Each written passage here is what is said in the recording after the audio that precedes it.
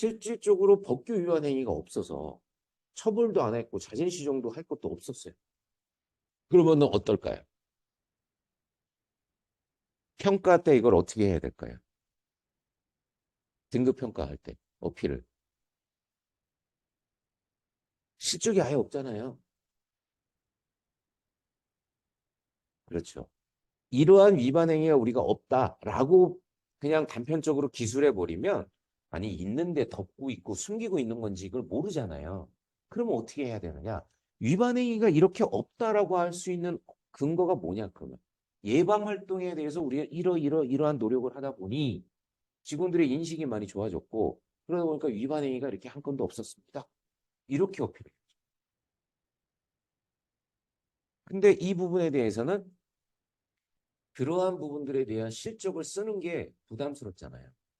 인사 제재에 관한. 근데 솔직하게 쓰셔야 점수를 잘 받습니다. 그래서 이제 제약사들 중에는 한미약품이 인사 제재한 걸 공시를 많이 해요. 거기는. 우리 대기업들에서 그런 제재 조치에 대한 공시를 잘 안 하죠. 생각보다. 위반 행위자에 대해서. 근데 이런 것들을 적극적으로 좀 공시를 하실 필요가 있습니다. 왜? ESG랑도 연관이 돼 있어요.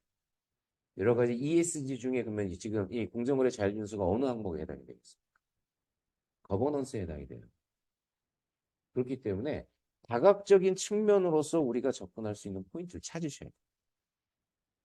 그렇게 돼 있고요. 8장 효과성 평가와 개선 조치 이것도 개정이 된 내용이죠. 과거에는 이게 뭐였는지 아시는 분 계실까요? 이 파랑 8번 항목에 들어있던 거. 문서 관리였었어요. 문서 관리.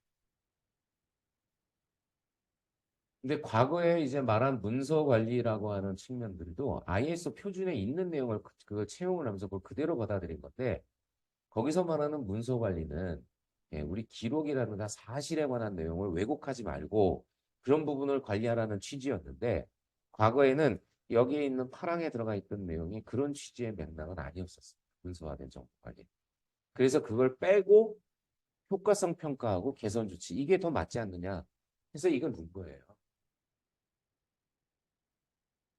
그래서 효과성 평가와 개선 조치에 관한 부분이 들어가면서 지속적으로 CP가 효과적으로 작동되는지를 우리가 확인해 봐야 된다. 그래서 정기적으로 그런 기준이나 절차 운영 등에 대해서 스스로 점검하고 평가를 해라. 평가하고 평가 결과에 따라서 필요한 개선 조치가 무엇이 있느냐. 취해진 개선 조치를 갖다가 실행해라. 취할 내용들. 이게 이제 8대 요소로 들어간 거예요. 그러면 여러분들 이거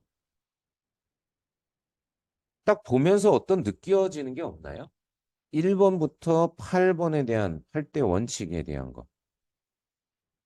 기준을 만들라라고 되어 있고요.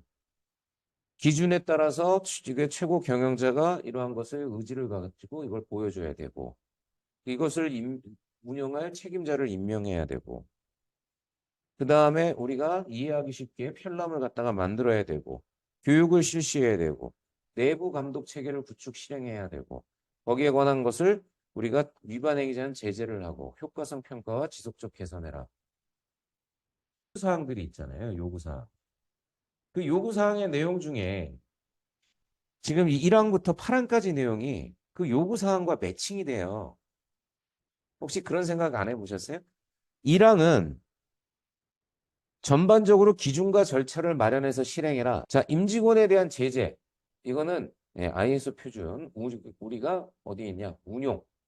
그리고 7장. 여기에 이게 제재하라는 것은 용인하지 말라라는 거는 일단 리더십에도 들어가 있고요. 이건 여러 군데 들어가 있습니다. 리더십 5장에도 있고 7장에도 있고 8장에도 있어요.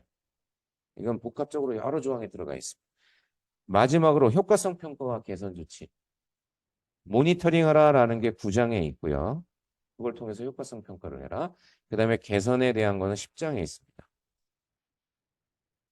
ISO 표준에 있는 내용이 여기에 들어가 있다라고 이렇게 이해하시면 돼요.